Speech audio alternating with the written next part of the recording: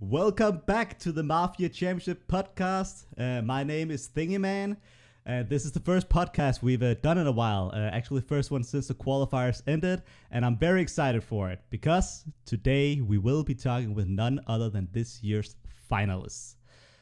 We got a lot of them, so I bet you're excited to see who they are. And maybe you already know, but we also have a surprise guest. Someone jumped on board for the podcast at the very last minute, so there's also a surprise guest for you guys.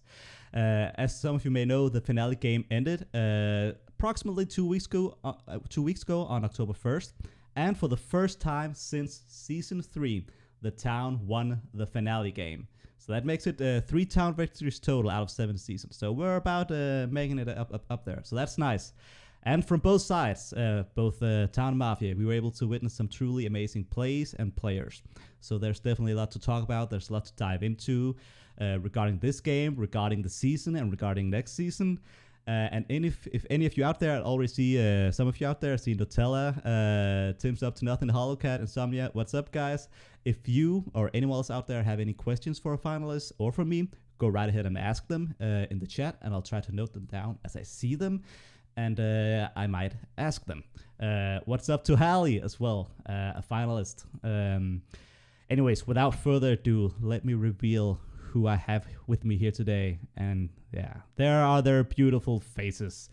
And as you may have noticed, the surprise guest is right. It's right up there, right on top of me. It's Dizzy. Happy to see you here as well. And you guys can unmute yourselves now.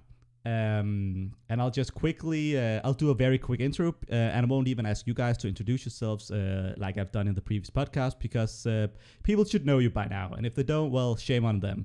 They should go read this finale game. It was an amazing one. Let's start with, we have Arete from Forum of Lies, who's also been on this podcast before. We have dyachei, a fellow staff member, and also representing Mafia Universe, so that's strong in my heart. We have JaggedJimmyJay. A lot of people predicted he'd do very well. He's a former finalist, played way back in Season 2. I was very excited to scout him way back then, and I was excited to see him return after all these years. He of course, repped another community back then, but then became part of the syndicate, which he is representing this year. We also have, from that same season, also a Season 2 finalist, we have Master Radishes, once again representing Canucks community. So that's 2 previous finalists. It's very exciting. We have with us Phighter, a well-known face around MU. Played first time, was it actually Season 3? It must have been, right? Season 3, yeah. Played then, have played since, and made it to the finals. But his first time on the podcast. Unfortunately, we couldn't get the Game 3 podcast going. I do believe Phighter was on board for it, but unfortunately not many other people were. But this time we have Phighter with us, representing Mini Mafia, a video mafia community. Also representing a different community, an IRL community. By different, I mean non-forum, because most people represent forum. We have with us Sheppard, the final surviving scum from the game, representing LA Gaming Circle. And there's a lot of exciting storylines here. One, LA Gaming Circle is being represented for the first time. It's an IRL community. I don't think it's been that many times. I'm not even sure if we've had someone representing an IRL community make it to the finals before. Someone should actually fact check on that. That's actually a very interesting statistic to find out.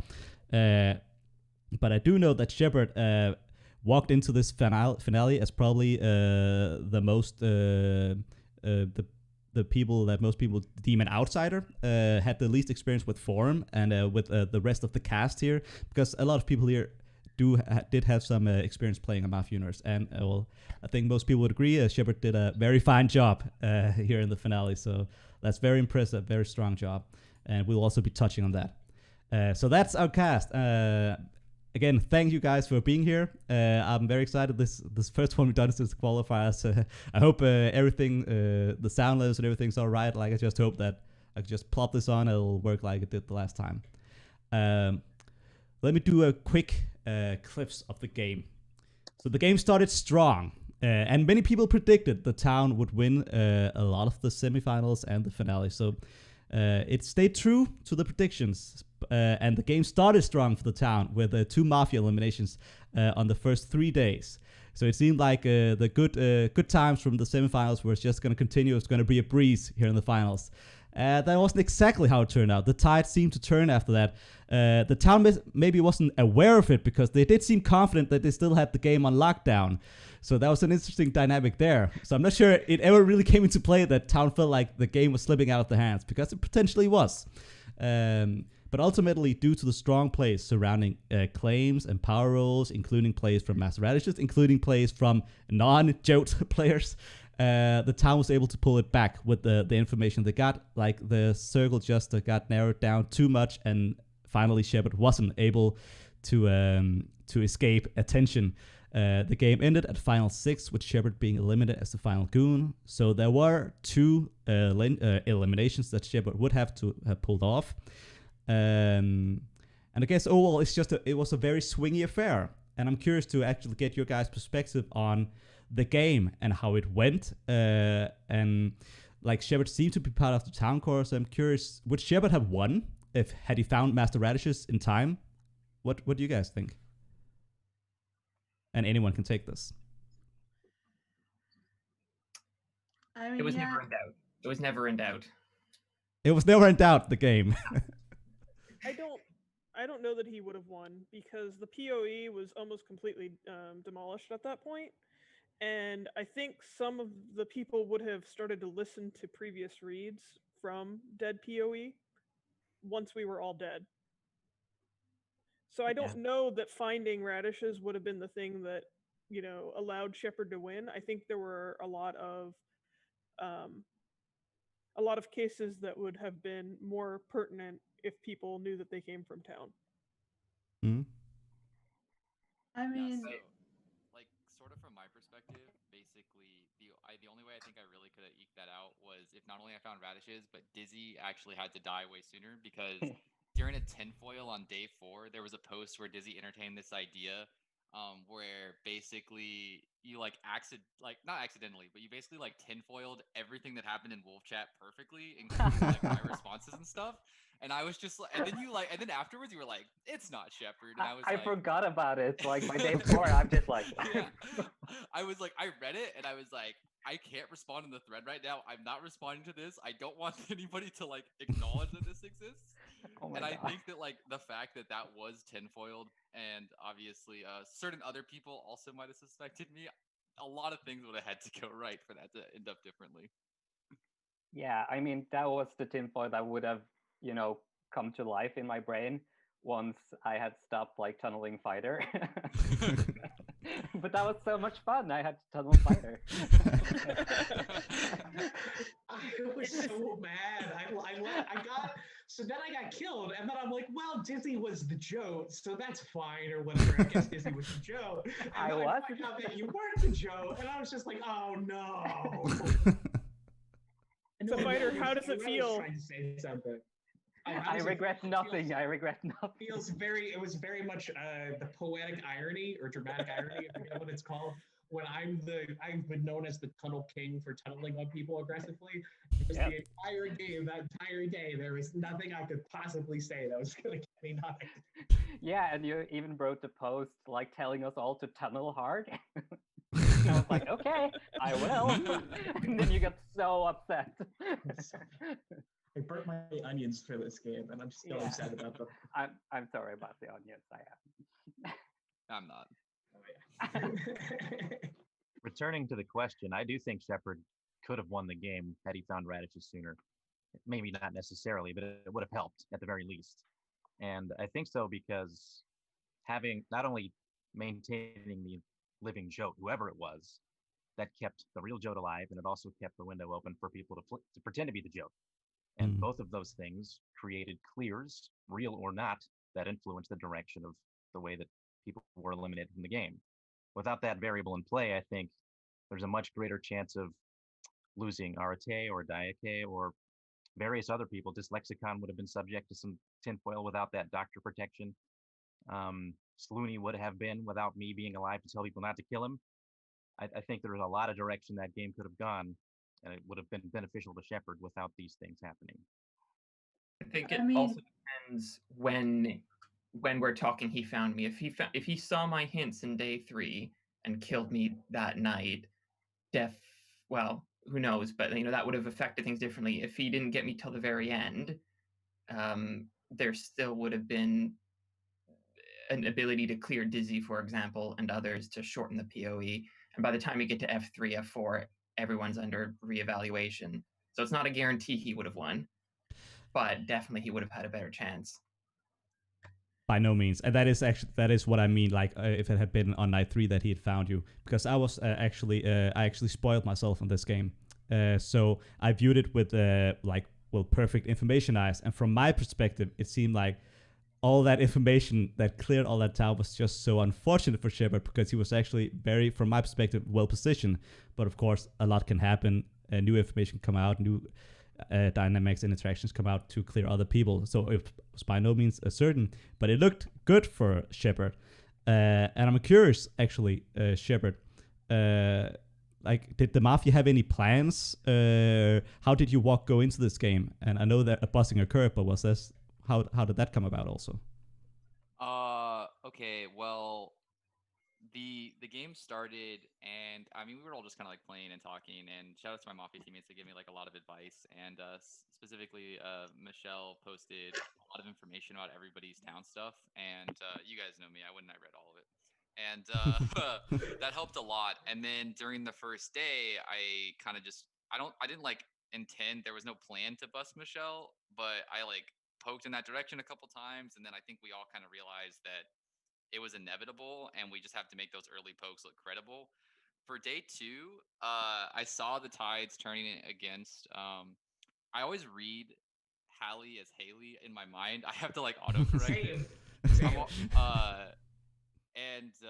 So against Holly, and my intention was actually, I didn't say this yet to anybody basically, but my intention was to make like a bad case.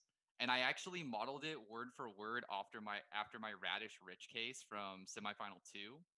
And I was like, I literally, if you go through them, they're like beat for beat the same case. And I was like, okay, everybody's gonna come in. The people that are doubting like are gonna be like, oh, Sheppard, this is a town thing that Sheppard would do, but he's kind of dumb and he's wrong, Like that's what I thought might happen. And then I was going to be like, well, we talked about it in Wolf Chat, and it seemed like Holly was definitely going to go over in the next couple of days, just based on the way the time was turning, like not necessarily the next day, but maybe before like we could do a Final Four or Lilo. And then that case would then give me some town cred to carry it from there. The snowball after that was a little bit unfortunate, and obviously, I mean, there was a red check, but that was like the initial reasoning behind it. Hallie also comments in the chat, Shep even got Monkey killed, and I've never seen anyone be townier than Monkey in a game. By the way, also shout out to Monkey, also a previous finalist who made it here to the final. And Hallie seems sad that Sheppard makes a bad case and then gets Hallie killed anyway. Case was horrible. It was awful. But that's very interesting. I've actually legitimately never heard about that before, and I guess I should have, and I'm sure some people have done it before, but to make a deliberately bad case, hoping that you can get some credit for it, but doesn't get followed. And if it does get followed, later on, like the dots are connected, well, you're on record as having pushed a scum, right? So that's a very interesting strategy. I guess let's continue on from that and talk about buzzing in general, because I'm for those who know me and for those who've read my article, The Art of Powerlifting, they know that I'm vehemently against buzzing. I hate buzzing, and I would never I start every Mafia game saying, guys, we're not buzzing, and if you do it, I'm kicking you off the team. So I've written an article on how it should be avoided.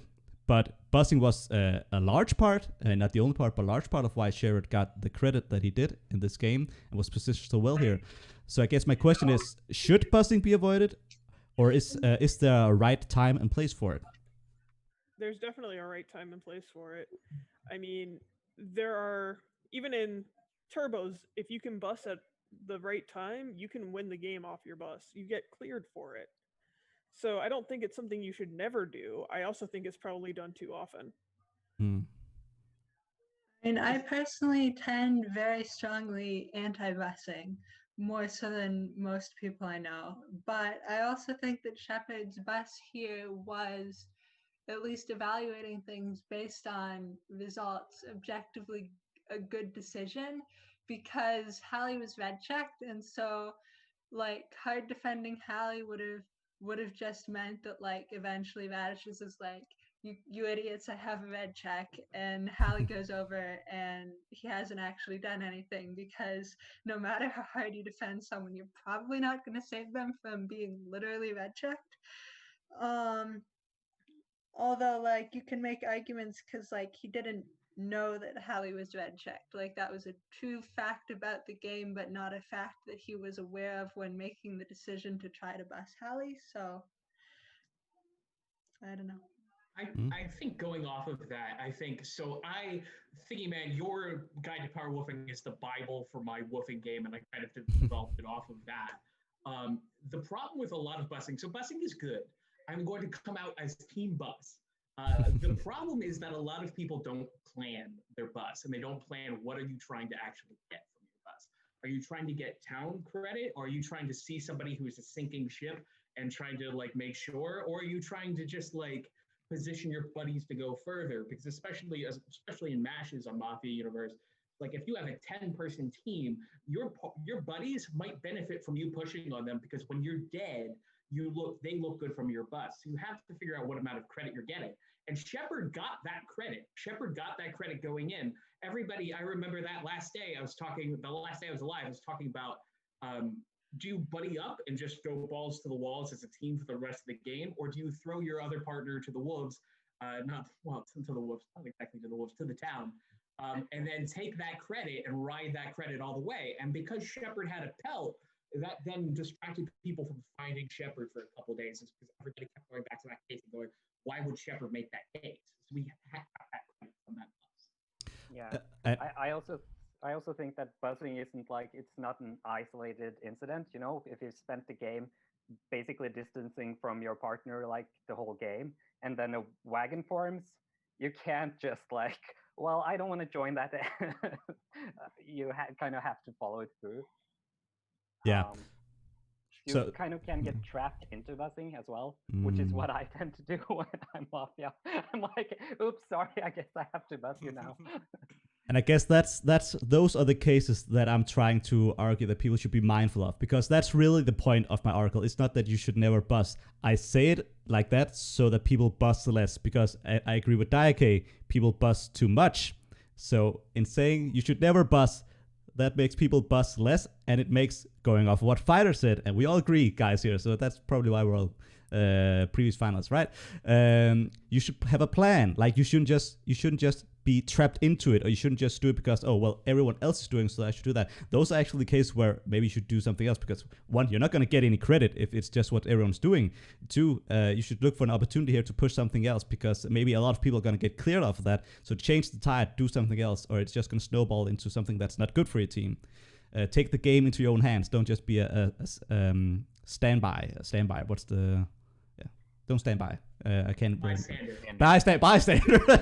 Yeah. It's so different in Forum Mafia than compared to real life when it comes to like busing and distancing, because in real life you can get into like really nasty arguments with your wolf partners, you know, and like you can like have and you know, town does this with each other all the time in real life too. But like when you see two people like physically like looking at each other like, you know, hey man, screw you, it's like way more powerful. Whereas I felt like on Forum Mafia I was like, I don't even know how I would distance. Like, how do I get mad at somebody on text, you know? Well, it is possible. Yeah. it is possible. It has happened. I'm not sure who's controlling the Daily Mafia user, but Daily Mafia types, Phighter is more likely to be Mafia if he's pushing on Mafia. Yeah, I Very true. That was the argument I used, yeah. Yeah, I kept telling people he would be more correct if he were Mafia here. And the fact that he hadn't been on Mafia was, like, especially with Michelle, it was just like, no, guys, this is Phighter as town. That was why it was such a weird argument. I had to walk in and just go, guys, I would be right at some point. Please don't kill me. In Phighter's defense, he was right on the money as town in the previous game. I was on fire. I'm so mad we didn't do a podcast for that one. All three Mafias day one. I died with perfect reads. It was amazing. All right. Because now you kind of had perfect reads, just like perfectly wrong. Perfectly. It was the unexecutable town versus the unstoppable tunnel, and me on Jack of Hearts. I just needed you to set up the Jag case a little bit stronger, man. We could have carried it. All right, after this podcast finishes, I'll let you have the floor, Phighter. I'll just leave the Twitch on for you, and you can talk about the wildcards or semifinals. Sorry. Okay.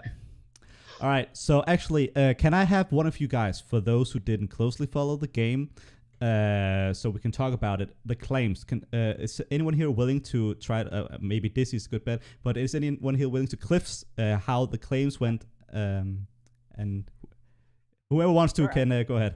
I can do it. Yeah. Well, on day 3, it became apparent to me that Radishes had a red check on Hallie. He hinted to me specifically, and I got it. I was like, oh, damn. And then during that day, I thought like half the game knew. I just assumed.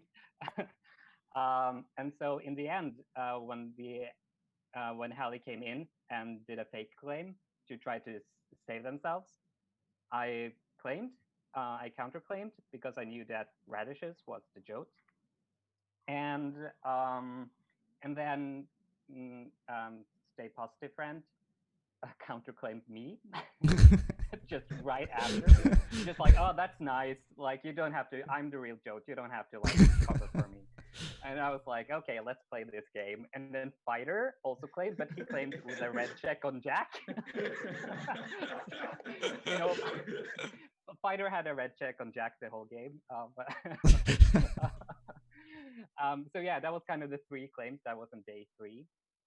And so there was no kill the following night because Sheppard tried to kill me. He believed my claim. And me and Stay Positive Friend kept up the charade among us. I tried to make her look like she was the real Jote. And so she was killed the following night. Nobody still knew who was the real Jote. It seemed I still assumed half the game knew. Like I cleared Sheppard off of it. I thought he knew. And then on day 5, I think Arete came into the game claiming Jote with a green check on Dia. At which point, both me and Radishes thought that Dia was the most likely Mafia. So we were like, what are you doing? You can't like come in and claim with a green check on someone we think are Mafia when both us know that Radishes is the real joke. Like that was so frustrating, and we had to chop Monkey, and we both were like, but we know Monkey is down. But we were also wrong because Dia was also down. So anyway, that was a really amazing claim by Arete. It's really cool. And so Arete was killed the following night, flipping VT. And Sheppard was like, damn. Yeah. So I think that was all the claims. And that's a lot of claims. Will the real Jote please stand up? And on that note, Hallie also asked, I'm curious to hear Radishes explain why he decided not to claim outright and what it would have taken for him to hard claim. Why would I claim when I had VTs doing it for me? Like, I was basically screaming at Dizzy that I was the Jote. Yes. And I wasn't sure that he knew. And then he said, oh, I'm having doubts. And I'm like, oh, he doesn't know. And so I'm screaming at him more. But I'm also trying to indicate to Sheppard that I'm the Jote by using references from semifinal 2. And anyway, so I was trying to figure out what I would do if I was trying my best to kind of nudge the thread towards Hallie, and I felt I was doing a good job. I was constantly counting how many votes I had, and I figured I have enough. And then when Hallie claimed, I kind of froze, like, oh no, what do I do? Do I claim or not? The moment Dizzy claimed, I'm like, oh great, he knows it's me. I don't need to say anything, and I'll let him take that bullet for me, or rather, I saved him. And then SPF and Phighter doing it was just amazing. That was one of my top moments in Mafia. It was just watching the chaos unfold. And if you go back and read my posts, I'm just laughing at it all because I know what's happening. But I never would have claimed after that because I knew, I had TMI. I knew who the real Jote was. It was me. So anytime someone claimed, I was able to assess why are they doing this? What's their motivation? And it was very obvious that all three of them, and then Arete later, were VT doing it, because it would be a losing move to do it if you were scum, because the moment the Rio one flips, you're outed. So no, there's no point ever for me to ever come out until I was ready to. Well, actually, that's an interesting situation, because is it a losing move for scum? Because obviously you've already seen several VTs try to fly in front of the bullet, and at some point you would have been, at some point your bounce would be found out, or you're going to claim, and there might still be VTs who've claimed who are alive, and they could just claim. So that's actually my I guess that's a question to you, Sheppard. Did you even consider claiming or to play along? I actually claimed twice. Nobody saw it. Oh, I claimed as well, and nobody saw it though. So yeah. Like at the end of day 3, I posted like, wolves don't open this with spoiler, and it was just like, who should I track tonight? And then at the start of the last day, I claimed and I put my tracks and all. I mean, you'll be happy to know I saw that. I also still just thought you were a wolf. I was like, it wasn't a real claim, but I was like, I want to do this too. You know, I was like, I want to get up. I saw it and I just thought it was like you making a joke. Yeah, me too. Yeah, that format was definitely a joke format. I saw that too, actually. But I would Sort like to of state like for future Fighters games that Click. if I'm ever the Jote, that's how I would claim Jote. So All just right. if you guys play with me in the future, kill me if I do that if you're Moth. Just so you know. I will white text I'm the Jote at the end of a wall. That's what I'll do. I will say that it was when Arete claimed, it was very obvious they were VT, because at that point it was a losing move if they were scum. Yeah, when you had a green check on her. Yeah, and I did have a green check as well, so that helped.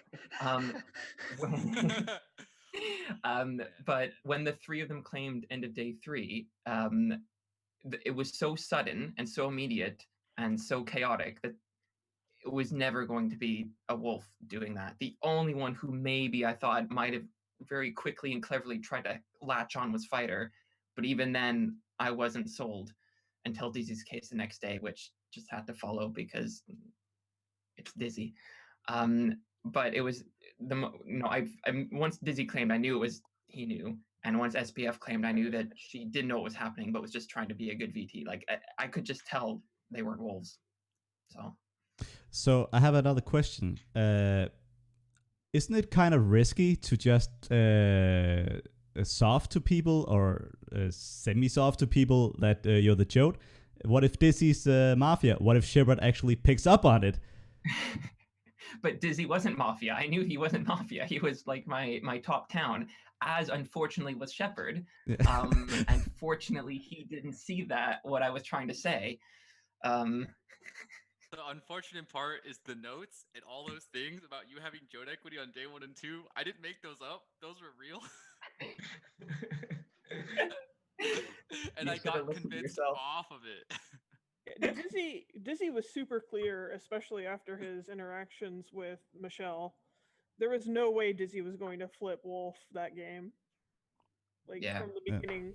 I felt that about you from like your opening post or whatever. I was like, oh, Diane's just town this game. And like it took like going back a thought for a second. Like if Radishes gets caught like day 3 and like softs too hard to the wrong person and doesn't have that green check on Dia, I think Sheppard actually comes through and wins because everybody was just going to kill Dia next. Yeah, a lot of people didn't know my meta or like how I play, so they just assumed everything I did was Wolfie. From my point of view, it was more that it was your lack of thread presence. It just sort of fit the narrative of not knowing what to do when Hallie's under fire, not knowing I was the Jote. It just sort of fit that you weren't as active, therefore you missed all these things. Hold up. Do you think it's reasonable to assume that anyone outside of Dizzy or Sheppard would have picked up on your cues? Spec Chat thinks so. Well, Spec Chat also had JJJ there. Well, I mean, that is a matter of perspective. For not knowing. I died for not knowing. I picked up on it, but I also had TMI because I tracked Radishes night 1. Right. I actually think it was Nutella in the chat who first caught what I was doing, actually. But I mean, that's also like someone that you've played with a lot at the Syndicate. So like, would it be reasonable for people who haven't played with you before to pick up on on your No. stuff, and I don't think it was. No, and I was very specifically targeting them to people I thought could pick it up. I did actually. So using that to make a wolf case against someone because they don't know that you're the Jote is kind of just okay. Well, maybe it's not a syndicator, but that doesn't mean that like it's going to be someone who is not on the syndicate. You get what I'm saying? Yeah. Like you're using it as part of your like justification. It was very much process of like I thought you were town for most of the game. And I did say that now and then, but it was process of elimination. I thought it was going to be Arete, and then when it wasn't, I thought, well, it must just be Daya. And then that last day when we kind of allowed ourselves to yeet Monkey, and I was sitting there thinking, like, it's not Monkey. It just fit too well. So I kind of confided myself into assuming it would be you in those last couple days because Sheppard just seemed super town to me. The day I claimed green on Daya, I felt like after I did that, I started to notice more of the things that made Daya a villager, which is kind of dumb. Like I should have been able to pick up on those things earlier.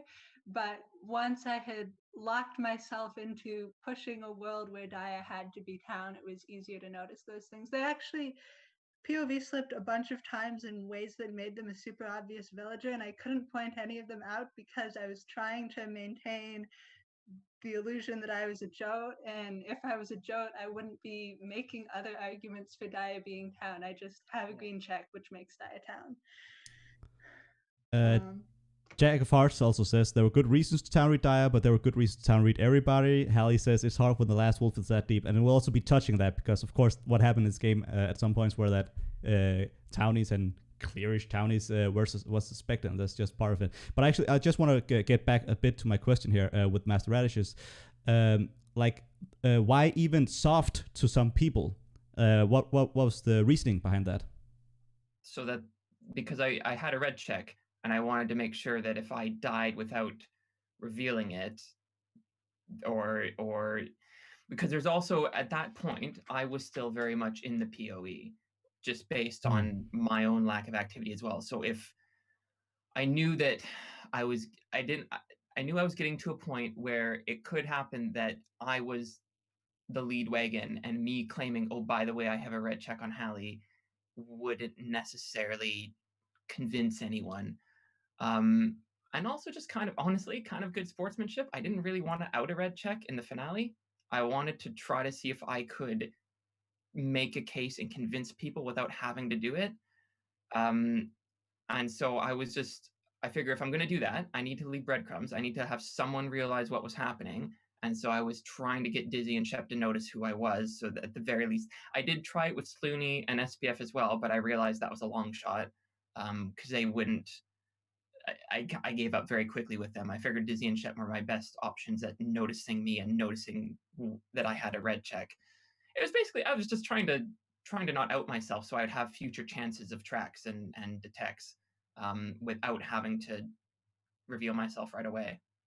No, I mean, it makes sense. I was just curious because they're like, I see maybe two main reasons for it, and one of them is that indeed you can push your stuff without having to hard claim, because if you don't have to, you shouldn't. And also there's the other part, which is what happened, and that was what I was curious to see if you actually predicted this, is that those people picking up your softs could do the claim for you and actually just claim your stuff for you and just hard claim, and like that would be an interesting world, right? So I'm curious for you, Sheppard. Like, how did you process all these claims, and do you feel you were disadvantaged by not being used to Mafia and maybe like picking up on claims and softs the way they're usually done in Mafia, or sometimes done in Mafia? Yeah, so it's a little bit weird because the claim stuff is definitely, I tried to allude to it to help clear me, but it's true. So I played almost more at like probably twice as much Avalon as I have Mafia, and Avalon is basically a game of fake claims. Where your goal is to hide the seer. Over text, it was just like so different, and I don't know. I wish that I would have reevaluated. I went for Dizzy because the last Wolf Chat discussion we had was just kill Dizzy tonight, and then I was like, okay, the next night SPF might be Jote, they might not be Jote, but I thought SPF was actually the most town person there and the most person likely to like reevaluate me. And I didn't want to come back for Dizzy yet because I didn't want like them to die and then that tinfoil to be discovered yet, you know? And I don't know. Every day I woke up and my heart sunk because I was like, how am I this wrong? And then when I'm sorry, I'm gonna say your name wrong. Arete claimed, I actually on the way home, I was driving before start of day, and I was like, maybe it's them. And then when you claimed, I was like, I thought it was actually you, and I was like, oh my god, I could have just gone for the hero kill last night. Why did I kill SBF? And then it still was. I don't know. I was like, this game sucks. So I'm curious. Towards the last day, I think I'm not sure if it was Dizzy or Master who said that I'll believe you, Sheppard, if you tell me where Master claimed where he softed. I'm not sure that's actually true, but I'm sure they would have liked to see you say what you had to say in relation to that. I went to the first post in my notes that had Jode Equity on Radish, and I posted that. Yeah. Yeah, I posted wrong. That was a big mistake because there was the Barty queue, and then later I posted the other thing, which was the cat blood thing, which I didn't have marked as like joke claim. I was just like, what? This is like really weird language, you know? And so originally, I don't know. I posted that and I like hoped that would clear me, but I completely missed the Barney thing. I didn't even think about the past game. Dobby says, nice outfit, Dye. I agree. Cool. So I guess my question is to you, Dizzy, and maybe the other people. I'm sure maybe it mattered most to Dizzy and maybe Mass Radishes, but had Sheppard actually proven that he had picked up on that claim, like had answered that correctly, would that have mattered for you? No. I had Sheppard as a wolf from the end of day 2, and I did not waver on that. Even when he might have picked up the softs, I didn't waver on that. He was just the last wolf. There was no getting around it. And it's because of Phighter and Jack of Hearts, because they made it so clear to me with their bickering on day 2 that they were not wolves, that it had to be someone outside the PoE, and that had to be either Sheppard or Arete. And when I looked at Sheppard's ISO, it was terrible with some of the reasons he came up with to call people wolves, like using spoilers. So for me, that wasn't at all a question. I would have pushed him anyway. I mean, if he pointed out a post to me where I was softing like Barney or anything else that was clearly indicating I was a joke, and he said, yeah, here's one. Yeah, I probably would have cleared him, because why wasn't I dead if he knew? That said, as said earlier, when you get to say F3, everything is open to reevaluation. But yeah, I would have believed him. How about you, Dizzy? I think I would, to a point at least. And I also want to say, like, me and Radishes played with Sheppard in the semifinals.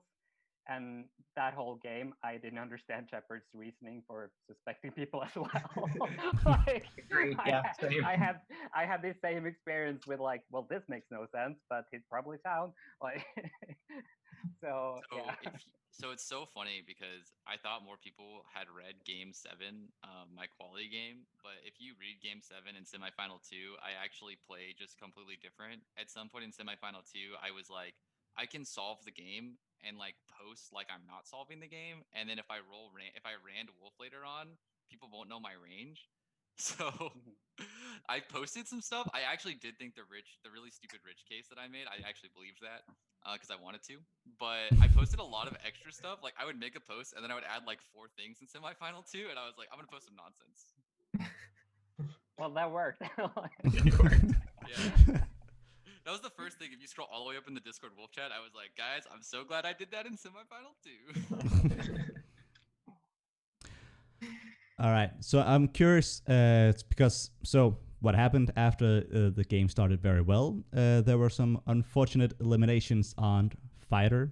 I'm sure he has some thoughts on that, and on Hey Monkey as well, previous finalist. Don't forget Mist. We killed Mist day 2. And Mist was Mist obvious town. Mist was super That was towny. terrible.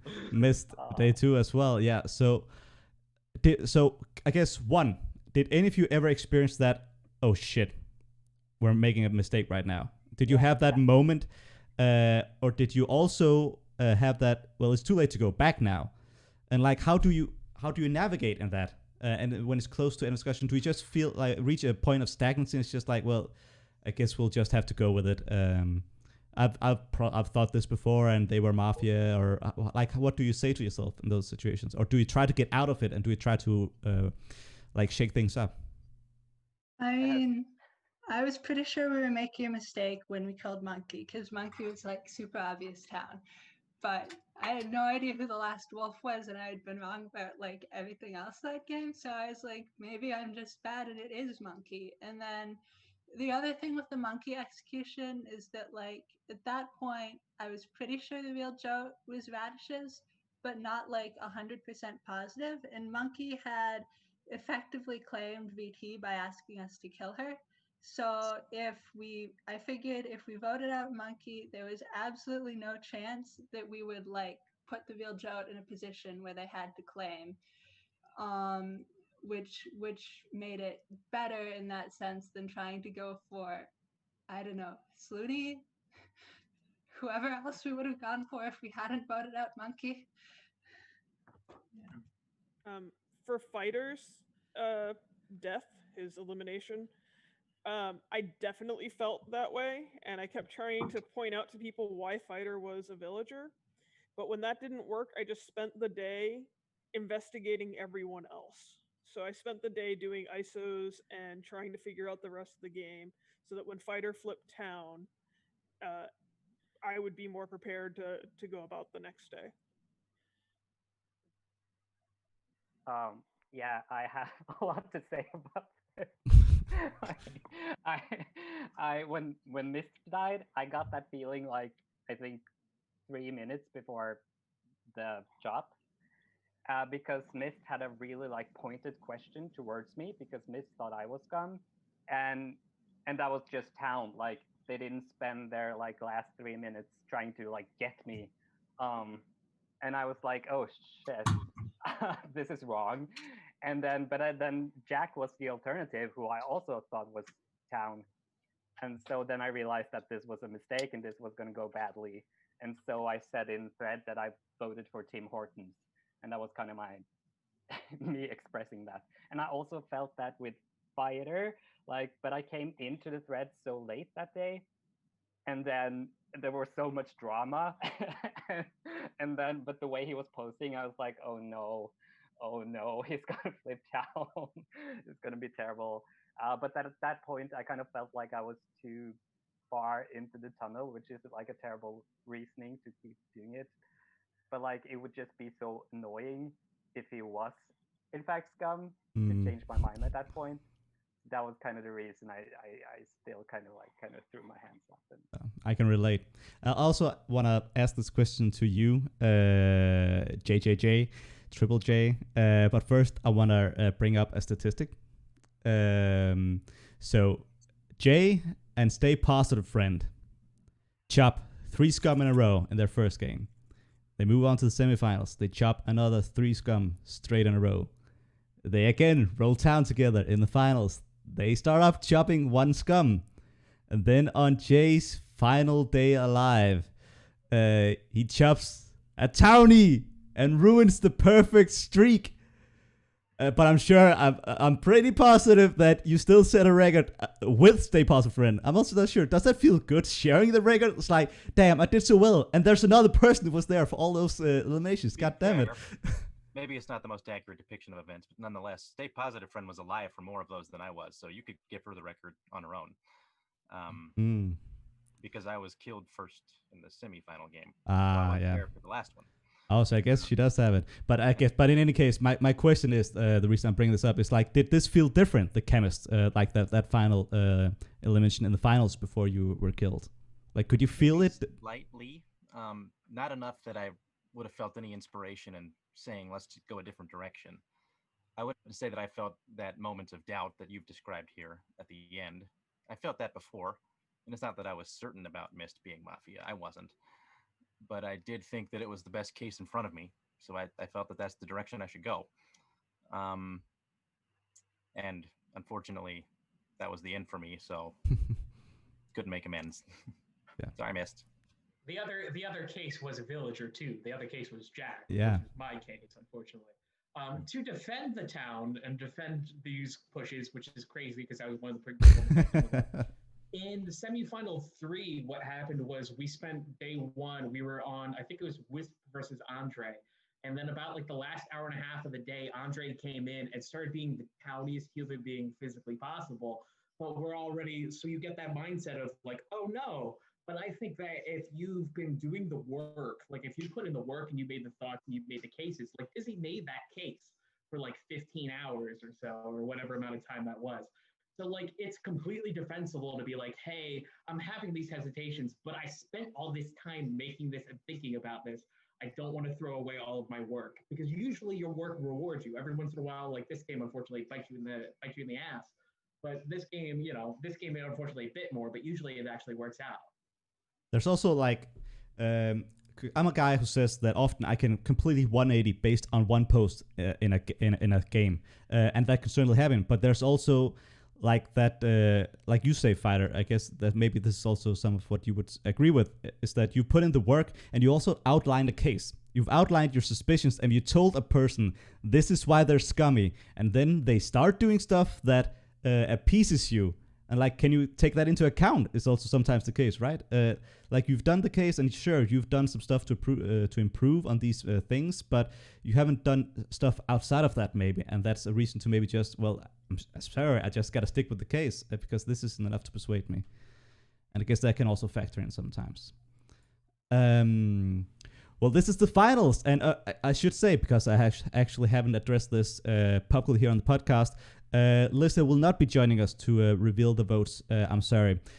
She will be revealing them very soon, I'm pretty sure. Last I heard, she was only missing one vote, and that was a couple of days ago, I think. So she may actually have all the votes, but she wasn't available for this podcast. But they will be there soon, and I'm sure we're all excited to see them.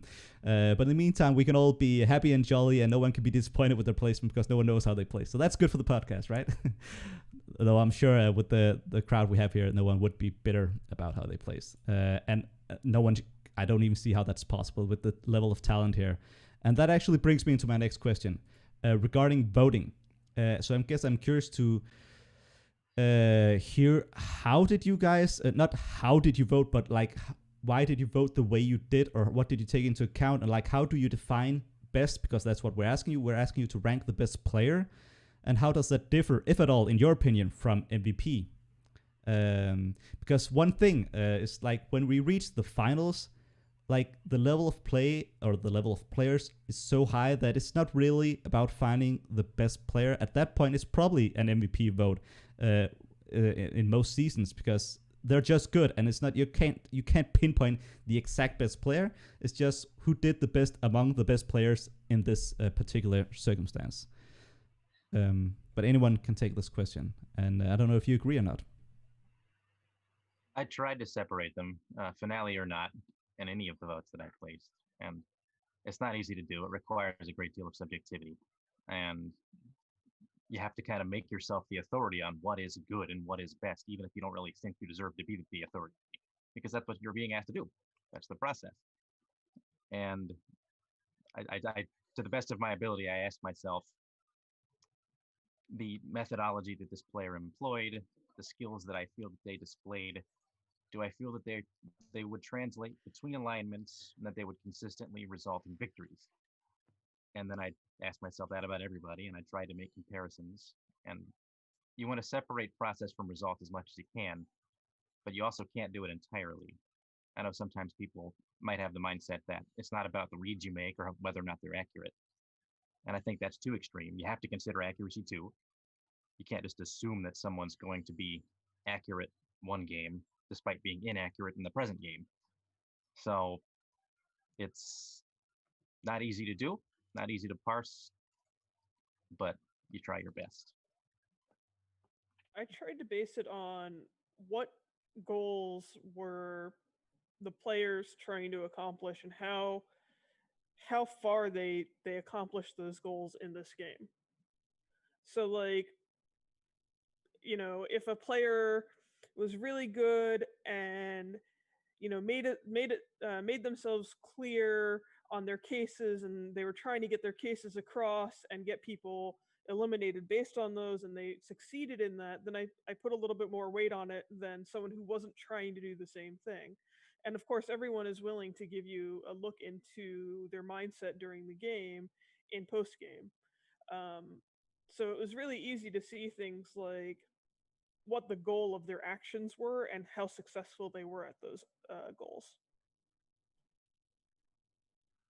Yeah. Go ahead. Okay, I was going to say, I think one thing I struggled with post game was also separating meta knowledge, because I've played at least one game with a lot of the people in the finale, and some people multiple games, and so I've seen them as both alignments, but it wouldn't be fair to judge them on my previous experience with them, because some people I'm playing with for the first time. So for me, the struggle was really making sure that I was only basing my assessment on this game and what they did this game, or were trying to do this game. That was a tough vote. I think I'm going to catch flack as the contrarian. I vote for this game like it's an MVP vote. I know it directly says don't do that. I vote for that because that, to me, like, what are the highlights of this game, right? We spent a lot of time talking about the joke claims. We spent a lot of time talking about Sheppard ending up being caught, but Sheppard busing and things like that. Like, it's the players, like, we're supposed to technically be, granted this is debatable, the 15 best players in Mafia right now who made the finale. So we already know everyone's pretty good. But what I think, to me, sold people and sold my votes is, what impact did you make on this game? Going off of kind of what Dia said, what impact did you make, and how did that help your team? Did your team win more, or did you put them in a better win percentage to win? And so, like, I go into those votes going like, okay, here's my list of players. Who are the impact players in this game? And I know that, granted, it's not fair to whoever dies night one, which I think this game was Dobby/Roro, who actually had a good soft fake claim and got through and got killed for it. But at the same time, like, the impact of the game, I think, is what determines who wins and who loses. So that's how I voted. I just think, for me, like, Mafia is always a team game, so listing players, it kind of doesn't, it didn't make sense for me when I was doing it. Like, I felt like I almost couldn't do it. So I just tried to ask myself, what person do I really, really want on my team? Whatever team that is. And then I tried to just rank people off of that, but I wasn't happy with my ranking at all because, I don't know, it just didn't make sense to me. I know. But we are at, yeah. Oh, sorry. No, go ahead. Well, I know when I was making my rankings, both in the semifinals and in this game, the question I started off by asking myself was like, whose play can I like justify not putting in the top 7? Because everyone was so good that it was hard to leave anyone out. But obviously, I did have to leave like half the game out because you can only rank 7 people. And then I like tried to do that, and then once I had the 7 people that I could least justify leaving out, I tried to rank them, and that was actually easier in some ways, because it's something about putting people in order was easier than just choosing which people to include in the top 7 ranking at all. Although in both games, I was like, all right, I've cut out all the people that I could theoretically justify not putting in a top 7. And I have more than 7 people left. I'm not really sure what to do about that. And that was really hard too, because it meant I was leaving deserving people completely off the list. Yeah. I mean, there's a lot of good points being brought up. I should also say, as the organizer, and I've said this before, but I'll say it again because maybe someone out there hasn't heard it before, but the goal isn't to objectively find the best player. That isn't possible. It is to, well, first and foremost, is to have fun and to create bonds between communities. And like, I just love seeing like new communities like Shippers join and like seeing all this happen. That's just what I enjoy, and seeing all the friendships that are made. So that's definitely the first and foremost goal.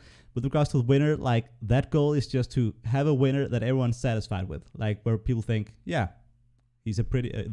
He or she. They are a pretty good player. I can get behind that. And my feeling has been 100% that has been the case so far. And like with the people that I'm seeing here, if it's one of you or the other people who are in this finale, I'm pretty sure it'll be the same. Whoever gets out on top this season as well.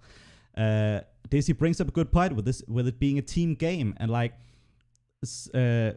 people bring up two reasons that often the scum win more in qualifiers. One of them being that people are new to each other, they don't have meta on each other, and they are used to different things, different standards of play, etc.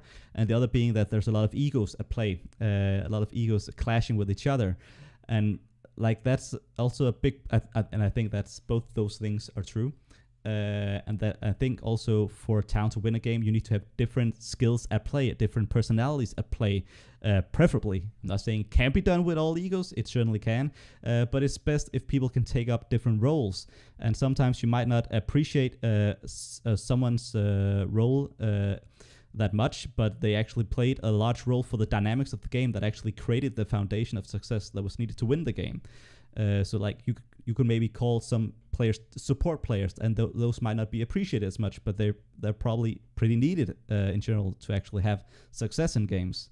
I can also understand Phighter's point of view. We do say we want it to be based on best player, but I understand the arguments you come with, and it was sort of also in continuation of what I was saying. And also the finale, like this game you just played, is a very special and unique game. So we're asking you to evaluate who's the best player in general and in any other game, but you're basing it on this game, and this is not just any other game. This is a very special game with very high talent.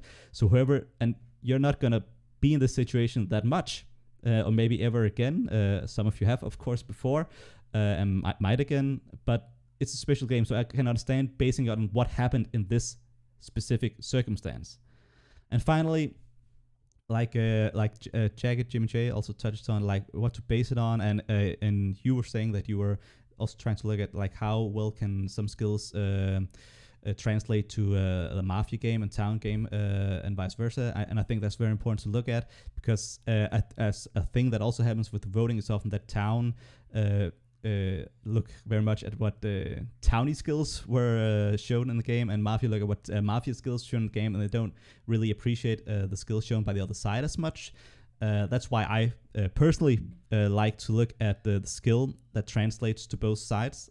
Like if in my opinion, charisma is the number one skill. Like the ability to persuade people with your charisma, because there's a lot of ways to persuade people. You can have good arguments, you can have a wall post, but it's different. People are persuaded by different things. But if you have charisma, if you're able to reach people with like your personality and have them want to trust you and do what you say, I think that's gonna always benefit you a lot. So I don't know if you guys agree with that. Do you think charisma is the most important thing, or would you say something else is ranked higher for you? I think I don't know if it was this game or the last game, but I think I got asked by another player, when you're going to kill somebody, do you kill them based on like X, Y, or Z? And it was like a list of options. And the option that I picked was the most charismatic player, because as a werewolf, they're the biggest threat. If they find you, you're the most likely to go over. And then oftentimes on the versus Town, I said earlier, I messed around and said I am a very tinfoily player, and part of that is I get scared when people have the charisma to change the town's mind, and that's why I'm like, oh, you're trying to be the town leader. I don't like that. Yeah. I don't like that. I mean, we have a lot of charismatic players here. I guess no one's saying that they disagree. I do disagree. Sorry, go ahead. Okay, sure. I don't know if I would say that charisma is the most important factor. I do think it's important. If I had to isolate one thing that I think translates the most and is the most important, it would just be effort. I think the harder you play, the more likely you are to win, regardless of what the situation is. But charisma certainly helps. I mean, I think in this game particularly, there were some people who tried to take the town leader role, and it didn't really work out for them. So they tried to have that charisma that they normally have, and it just didn't fit this game. So I don't know that I would say that charisma was the most important part of evaluating that player, because they had the charisma. It just didn't work for them. I think looking at how they played the game, what skills they showed off, how effective they were with those skills was a more important look for me than how charismatic they were, how often they got people to side with them. And maybe that's just because I could not get people to listen to me at all during the game, but um I couldn't base anything on that because I know everyone had good thoughts that were being ignored by others for possibly terrible reasons. Those are two very good points, and actually I'd like to amend already, and this is why I love discussing this stuff, because you often forget stuff. So I think I would amend my own statement to say that charisma, effort, and I guess I would call what you're talking about, at least my version of what you're talking about, adaptability, because I think that's also very important. Like, you have to be able to adapt to the situation and the players. You can't just rely on your old bag of tricks, as maybe some people were trying to. I can't believe I'm going to add this to the points, but correctness? It's super dumb, but kill the people who have good reads, even if they're not getting listened to. Like, if you take somebody like Dia, had Sheppard dead to rights for about half of the game. Granted, it was probably in best interest to keep Dia alive and try to get them killed, but if you just slip in and kill Dia, next thing you know, you have your biggest naysayer taken out. I'm a believer in, I would just kill the people with the right reads and just kind of right on keep moving. Unfortunately, you can't really play that in the setup, but I think that's a big factor for me in evaluating things. My favorite thing is Scum is when there's someone who's correctly death tunneling me, and then I kill them, and the entire town just completely ignores them and never considers that maybe the reason the person who spent all of day one saying Arete is a wolf, kill Arete, died, is because Arete is a wolf. And then in post game I get to be dead shot, and it's just the villager I killed being salty that no one is following his reads, and I'm like, yes, exactly. I will say about the charismatic versus solving thing. I just, maybe this is the IRL side in me. I was trying to say this earlier. I don't know if it's clear. I do think charisma is probably the number one skill that I value in Werewolf, and that's with one given, which I think is for the finals crew, is that charisma only matters if you have the fundamentals. I've played games where I play with people who have charisma and they're fucking awful. I'm sorry, I'm not allowed to curse.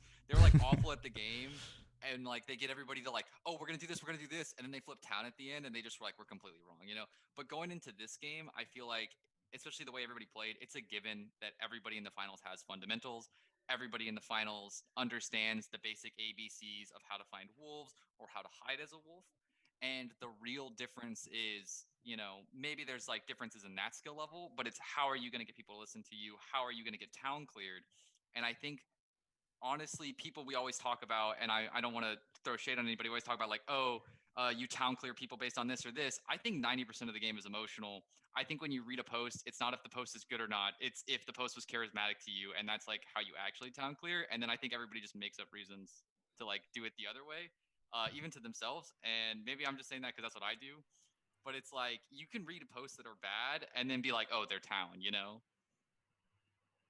Sure.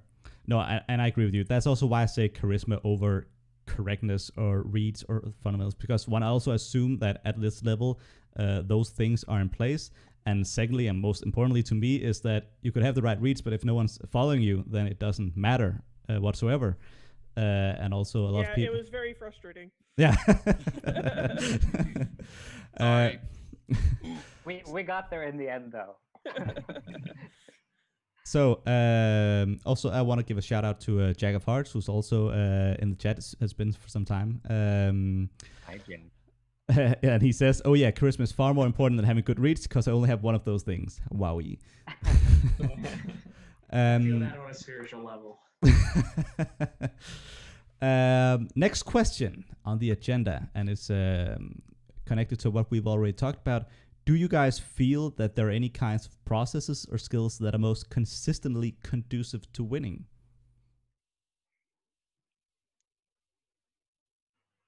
Jay wants to talk, I'm sure. I mean, I do think that the answer would be yes, but it's difficult to piece together what the answer specifically would be. Because I want to preface this most importantly, there are many, many different ways to be effective and play the game in a way that is conducive to winning. There is no singular, proper, correct way to play Mafia. Indeed, if you play the game with that mindset, you're probably not going to win very much. But I mean, play it like you and stay positive, friend, seems to be a way of doing it. we were lucky 3 times. But I think that playing with charisma is important. Playing with poise, I think that's extremely important and perhaps underrated, especially at a high level where everyone's going to have at least a little bit of a paranoia influencing the play, because everybody's good at Mafia. Everybody can play the Mafia alignment. So playing without a sense of panic, which is probably the single best thing Town did in this game, I think, especially when they started to face adversity. So that's something that's important to me, and I think that's very much a part of the process.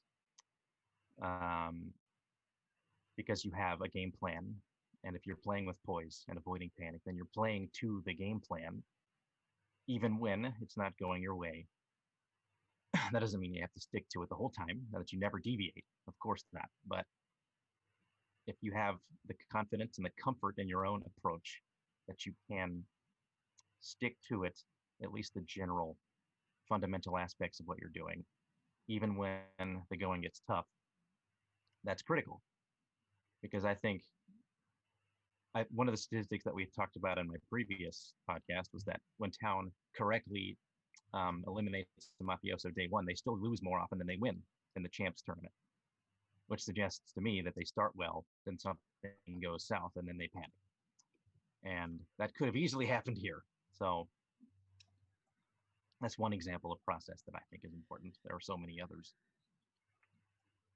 I think something that was kind of missing this game until the last day was that is very useful in every game I've ever seen is reevaluating your town core and when to do that. So it's not necessarily that you're evaluating a specific way, but it's that you're doing the reevaluation at all.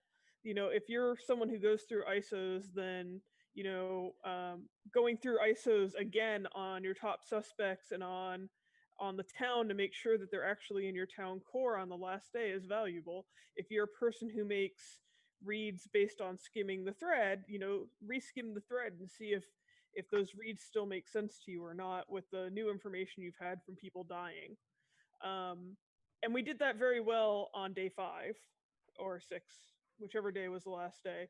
But we didn't do it well up to that point. And there were a lot of red flags for me, at least, that were popping up as, hey, the PoE isn't right. So what do we do about the PoE? And getting people to think about reevaluating or opening their PoE, which was necessary to get Hallie killed, would have been a more valuable skill than simply, trudging through ISO after ISO. I would say the only day I felt Town really didn't perform well relative to the others was the day we got Phighter chopped. We tunneled into that so quickly and so easily that we didn't reevaluate. But up to that point, I felt in general our process was good. Obviously, I had TMI on Hallie, but I didn't find it difficult to convince people to reconsider Hallie, like people were willing to on day 3, as it turns out, helped by a hard bust from Shep. And then on day 5, when we were forced to reevaluate our PoE, thanks to the joke claim, again, we fired wrong on Monkey, but we were trying to reevaluate. We just hadn't gotten to the right conclusion yet, speaking collectively. Obviously, Dia was there for a while. But I think that day 4 was not a shining beacon of that town's play, of our play. Sorry. It's all Dizzy's fault. Put it on Handkerchief's list for next season. Ara asks, how could you tunnel on the Tunnel King?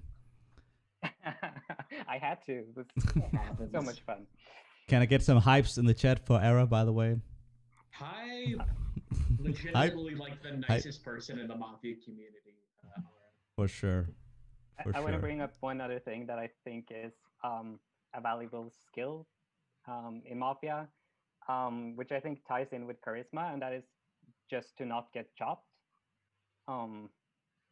As either alignment, like if you are able to just not get chopped, that is very valuable skill set. That's what I was saying earlier when I was like, part of why charisma is so good is because town clearing yourself as either alignment is probably one of the most impactful things you can do. Yeah, and it's very, very impactful as Mafia. Yeah. If you survived the game, you won it. Yeah. Jack of Hearts was just so unchoppable this game. Like, by hell, He always tried so hard, and every time he's just so damn charming. You're like, yeah, I could kill somebody else, but let's kill somebody else. No, for sure. I think if you look at if everyone here had played 1,000 games and you looked at win percentage, I think you would see it is highly correlated with the person who had the highest survival rate in both alignments. I think that would definitely be the case. I'm curious. Let's have a light subject. I guess I'm not sure. I hope it's light. How exhausting was this game and/or the season for you? Or how did you deal with it? Did you force yourself to take breaks? How would you recommend others to deal with it? Did you experience the diminishing returns, or what are your thoughts? How are your relationships doing? Yeah. I can only speak for myself, but I had just come off a surgery and ended up having to have a second surgery the day after we started, and was on pain meds and everything, and I could barely focus enough to read through the day in the game. I was just so exhausted reading it would put me to sleep. But every day I came back and I tried to read more and tried to interact more, and it was just so hard. This game was super exhausting because everyone had a lot to say. And they were all good things. Yeah. This game was, I mean, I obviously didn't have surgery, but this game was incredibly exhausting. You can see that in my post count as it trends downwards as the game goes on. So on day one, I'm making 130 posts, which is maybe not as much as everyone else, but it's some. And on the last day I was alive, I have 50. And then I know an issue I had was I moved into my dorm at uni partway through the game, and I kept being well, I should go play this game that I'm a part of. And when I try to do that, I'd be but I need to unpack my dorm room. And when I'd be all right, I'm gonna unpack my dorm room, I kept being but I need to go play Forum Master. Evil spiral. For me, the funny thing was actually not Chances. Chance itself was the normal pace load I felt. For me, it was semifinals. Semifinals, I was I forgot what time my game was because I was in a Euro game. So I literally was having a few brewskis and I was playing some Fall Guys. And then I was oh shit, my game started. So then I showed up and I'm still having a drink, trying to sort through the game itself. I think we all took a collective break the one day, which was really neat. I never saw that before, but other than that, it was super intense the entire way. I mean, I went into this game just knowing I had to lower my expectations for myself because I just started back teaching. It was the first week I was working again. So I knew I'd only have a couple hours a day, but I still wanted to play. So having those lower expectations, I think, helped me with stamina. I knew I was assuming I could keep myself from getting mischopped. I was never going to be a night kill, just because I wasn't going to be a threat to the wolves. This was before Randing Jote. And so, yeah, it was easier for me than I might have expected to kind of just keep my expectations low for myself. And some days I just wasn't very present, and some days I was more present, and it just really depended on the day. But I knew that going in, so I was okay. But yeah, I didn't have surgery either, so it's a bit different. I wouldn't say I was exhausted by the game, but also my time in it was rather short. But it was certainly intense. Essentially, during my 2 cycles, I had to choose between preparing for a test in my graduate program and playing the game, and I failed the test. And that's that's something I'm accustomed to, but it was horrible. I went into the test and I realized that I had not the first effing clue what I was doing, and I would attribute that 100% to this Mafia game. Because I'm sorry. Sorry. I'm sorry, man. It was my choice. I could have prepared and I didn't. But I think that reflects what everybody here is saying to some extent. Even if you are exhausted, we all wanted to win. On day one.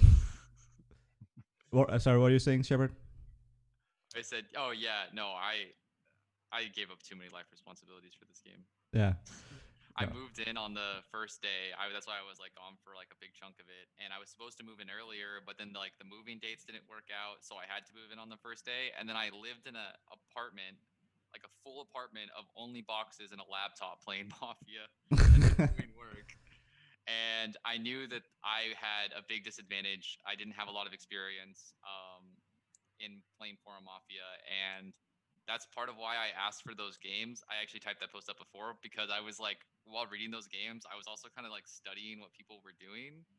And I kind of regret doing it now. I don't know how much it actually changed, but I ended up reading like 10 games while also playing champs. And by the 6th day, I couldn't read another post. I was like, I can't do this. Yeah, like that's the secret to not having it as intense is that like I didn't really read every single post intensely. Oh, we know. We know. I sat there like I don't know about you guys, but I think the best way to handle that kind of stuff is you basically are skim reading and you're trying to pick up like, all right, is this something that I think is nonsense or is this something I really think this person believes? And then if you don't get it, like you don't have to sit there and analyze every single post that comes in. Just move on and move on. Because we talked earlier about like boring posts. Like some posts are boring posts that aren't going to help any either way. Like just skip them and move on. And I think that really helps with dealing with the workload of the camp game. That is definitely. Oh, sorry. The high post count of the game, I think, actually was a detriment to the town in a lot of ways because there were a lot of really correct things that I had TMI that were really correct that got buried. And I think there are some things that like weren't even like ever found. Like there was a post about I think it was Hallie at like on day 2 that somebody made, and I don't remember who made it, and like that just like got buried because the thread was so just moving. Yeah, that's what SOA has stopped information overload, and I definitely think it's a thing. Some people will disagree, but I do think most games on MU in general would benefit from less posts. Not many less posts, but less posts or fewer posts. Shout out to Daniel who's in chat. Says great for losers, Mafia's life, and he says have fun. But I do want to say that like I think it's awesome that we have 165 players, most of whom went into this with a lot of dedication and love and respect for the game and their fellow competitors, and like chose to sacrifice life responsibilities for this. And like and I'm up here late at night with a fellow yours doing a podcast. My wife gets a bit annoyed, but I have to do it. This is my passion, and this is your passion, and that we're all like bonding over this, and I just think that's amazing. Limestone, the real priorities indeed. So I want to thank you for like for joining this and being a part of it and making it what it is, which is an amazing thing. Yeah. Thank you and the MU crew for putting it together. Yeah, and I mean shout out to Lisa who is the main organizer of this season for sure. Let's move on to a different topic. The setup for this season. I know there are some different opinions regarding the setup. Specifically, well, I guess I have 2 questions. One, did you enjoy the setup, or did you enjoy it as a championship setup? And 2, what did you think about the balance of it? Do you find it to be town-sided, mafia-sided, or to be balanced? So my home site has memes about me liking this setup because they all think it's a bad town-sided setup, and I think it's like, I mean, probably a little town-sided, but like not a terrible setup. They're saying Cop 13er is better, which is blatantly ridiculous. But I think the big thing about this setup is that everyone has noticed is that it gets specifically town-sided if there are Jotes alive at the point when there is only one wolf still alive, because at that point any track and any motion detect becomes a clear. And I think the dynamic that creates is one that discourages busing, which is interesting because we still saw a lot of busing in champs. But I think it's interesting to have a setup that works like that in the sense of making it so that you're mechanically disincentivized from busing, because a lot of people do see that as one of the main tools in their wolf strategy kit. I don't know if that makes sense. I think it makes sense, and I mean that's an interesting part of balance as well. I mean that you're. I would say that Mafia teams get better when they don't bus. So having a setup that disincentivizes busing should produce more Mafia wins, in my opinion. And it certainly did in qualifiers. Let me provide the statistics, and we can talk based off of that if you guys want. We had in reality we had 10 qualifiers because one was cancelled, and we had 2 out of 10 town wins in those. In the 3 semis, we had 2 out of 3 town wins, and in the finale, that was a win. So in total, we have 5 out of 14 town wins across the season. That is a 36% win percentage. So most of the people who are familiar with statistics would say that based on the sample size, that is statistically insignificant, and we can't actually conclude a damn thing based on that. But it wasn't 100%, it wasn't 0%. It's within the range of that. This could be appropriately balanced, which I think is a good sign, and that's the closest we're gonna get to it. I think based just on statistics, but how it feels and like how people experience it is certainly also a thing. So that's why I want to ask you guys, what do you think? The setup was fantastic, especially for the champs context, and I also think that it was balanced. I know that prevailing opinion, at least for some folks, seems to be that it was town-sided. And if it's sided either way, perhaps it's slightly town-sided. But it's balanced enough that I'm going to just call it balanced, 55-45 if you like. And frankly, people were calling last year's setup town-sided when town won one time. So, but I think it's great because it is adjacent to Mountainous in that there is a mechanical aspect of the game, but it is minimal. And the primary draw of the game is going to be the core fundamentals of Mafia, hunting for Mafia and avoiding being hunted. And when I saw the setup initially was the main motivator for me to sign up for it. I played in Season 2 when it was a Cop 13er, and it's a similar setup, at least in that it is predominantly vanilla. But in that game, the power roll is so extremely important that it almost defines the entire game. And it's different in that way. So I really like this setup. I think it was a great decision, and I think it probably does a good job of reflecting what most sites play. I know a lot of us prefer Mountainous over other setups, including myself, but most sites just don't play it. So it wouldn't be necessarily the most appropriate. So it's something close to Mountainous without being Mountainous. So I think that's great. Can I just say, I personally really love the setup.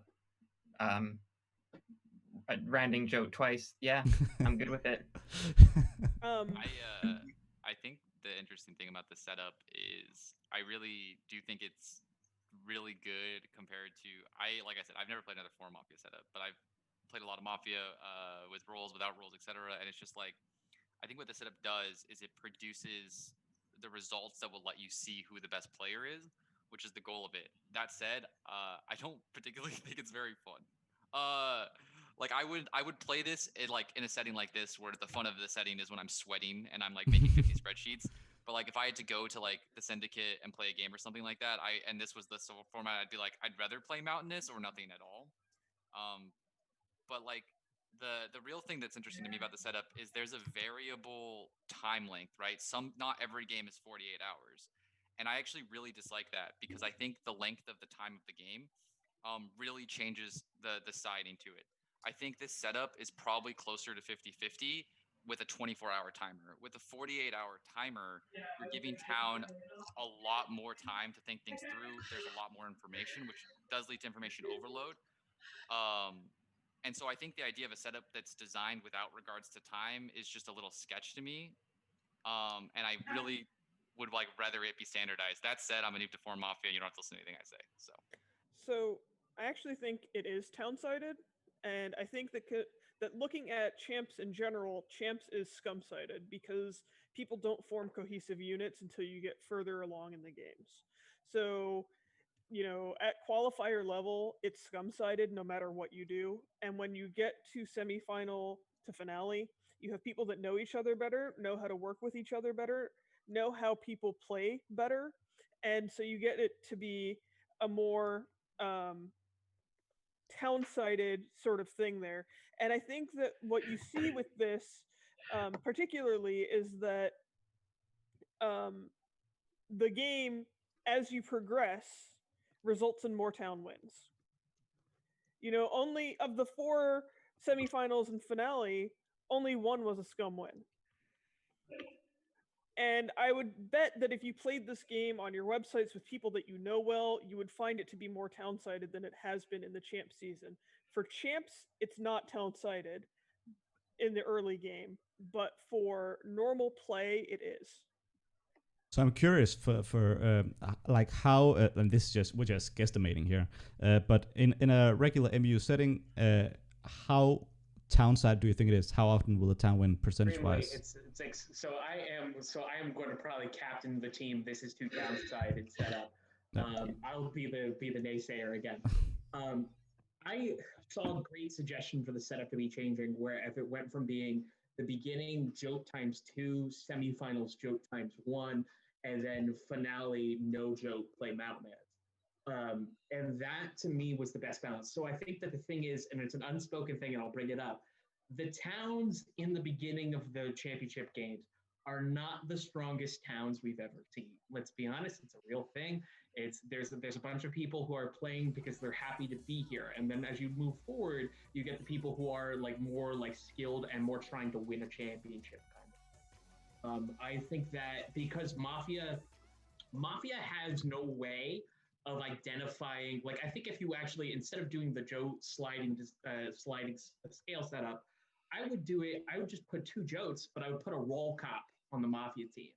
I think that the Mafia has to have some kind of safety net of being like, all right, this is what our best bet is, but at least let me have a check so that way I can knock another player out of the game. I think helping them prune out the Jotes faster has that, because we talked about that time scale. After a certain amount of time, it's just always a town win if Jotes are alive on day 3 or day 4. So letting them have an opportunity to prune out the Jote and figure out the Jote through a check, I think would be much more Mafia, would be more of a balanced kind of thing. Because I think that if I was to play this in my video Mafia community, where we all know each other, we've all been playing a lot through quarantine, everyone would be like, yeah, well, if you just have this check, you automatically know this person.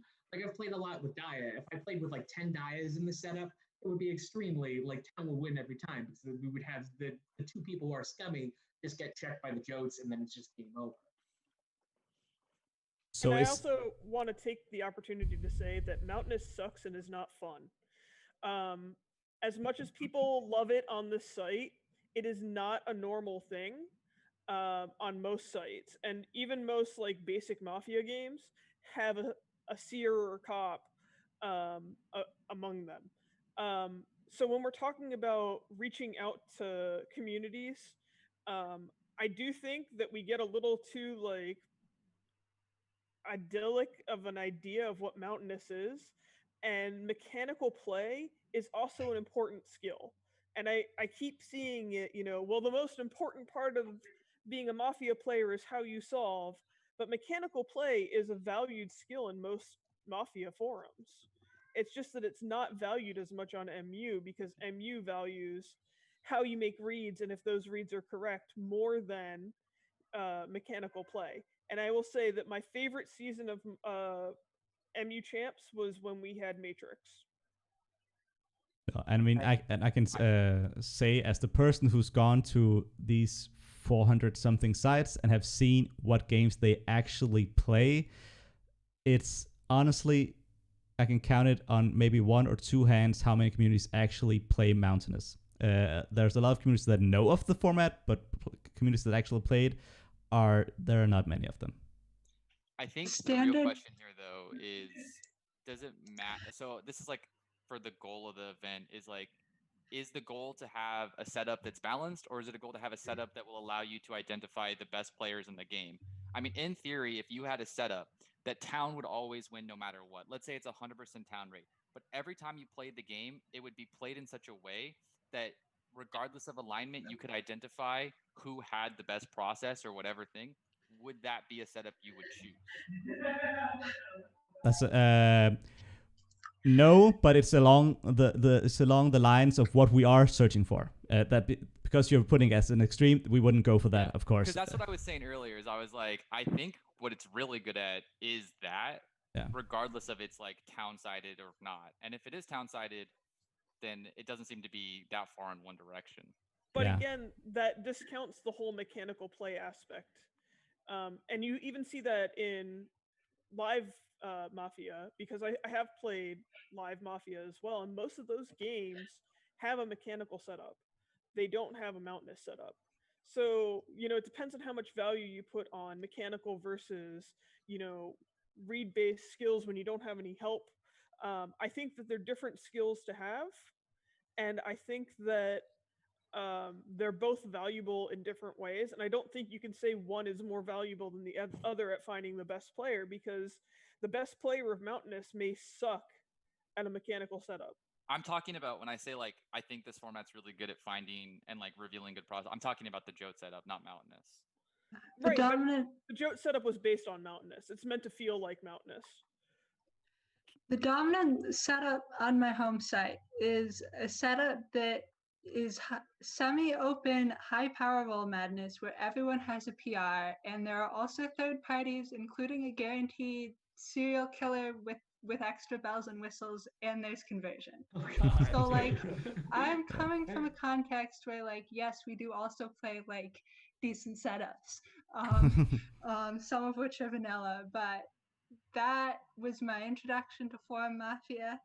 That was the first setup I've ever played. Some of the games that I've actually enjoyed a lot were that, but also it's multi-ball. And at the same time, I don't think that would be a good setup for champs. And it's not like I got to champs and was like, oh no, there are no Powerballs except 2 Jotes.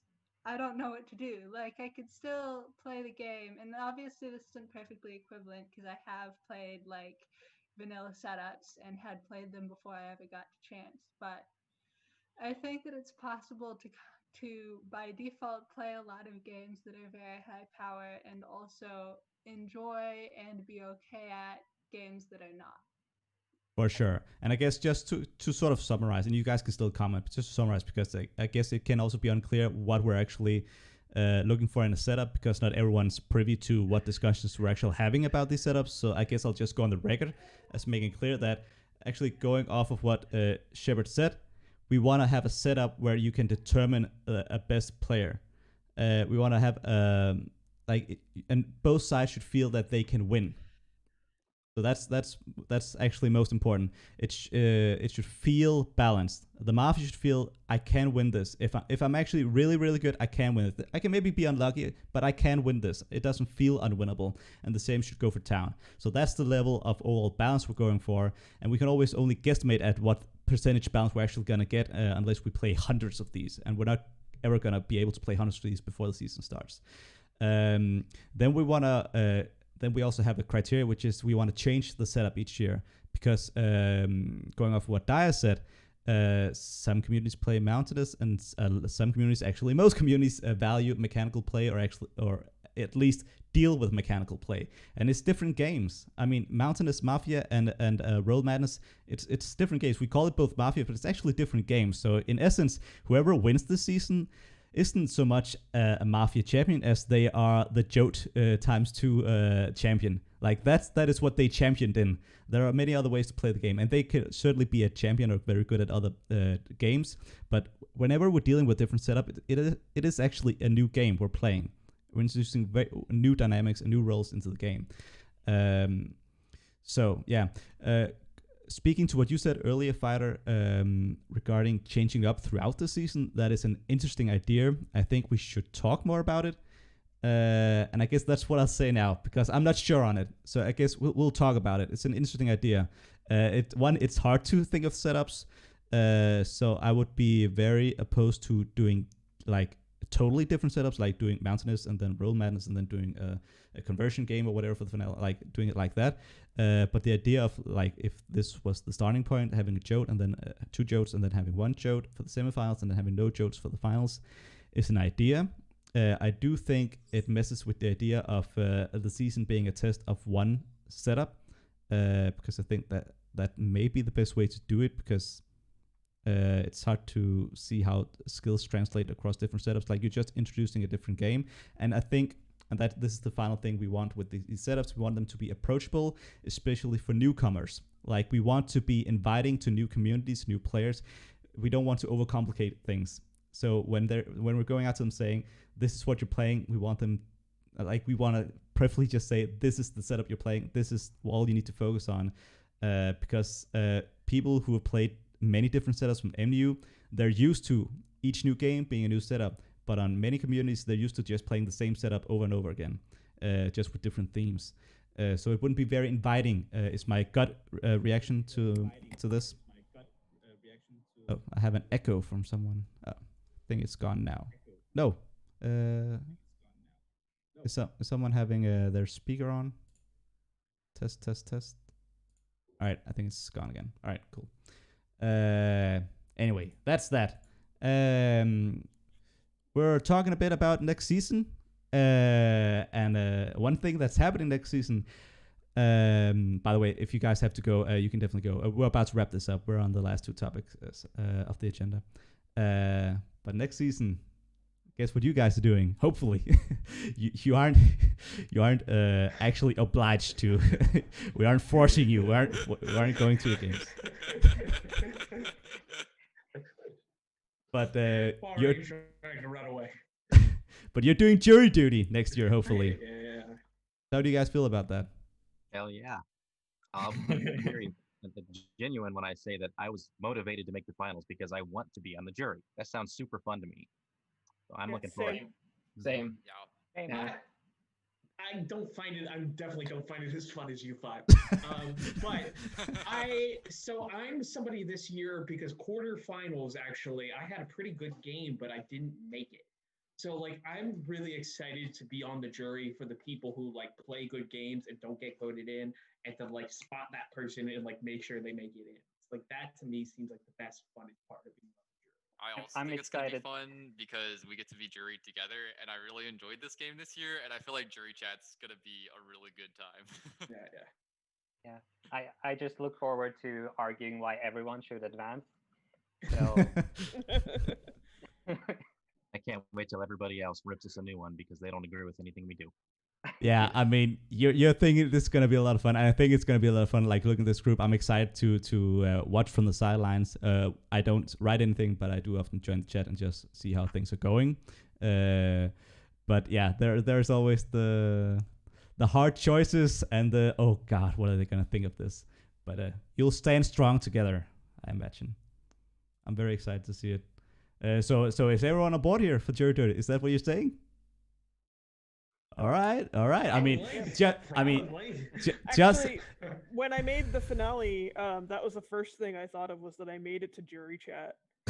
And no, I'm being absolutely serious. I was really excited about it. Is jury chat as fun as you all make it? Because you guys make it actually sound fun. Like to me, it didn't sound like that much fun. Like it sounded like they an have obligation to serve. But the previous juries have always said that it's a lot of fun to talk to people and to be with that mix of people.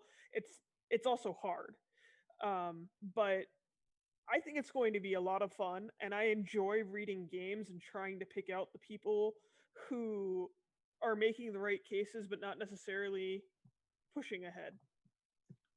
Yeah, I will piggyback off what Dia says because I've been on juries myself and I've seen all the juries, and it's basically just like an even funner spec chat most of the time, because it's just cool people that you have where you have a relationship with everyone, and also most of the chats have stayed active after. So like even now there's the season 4 jury.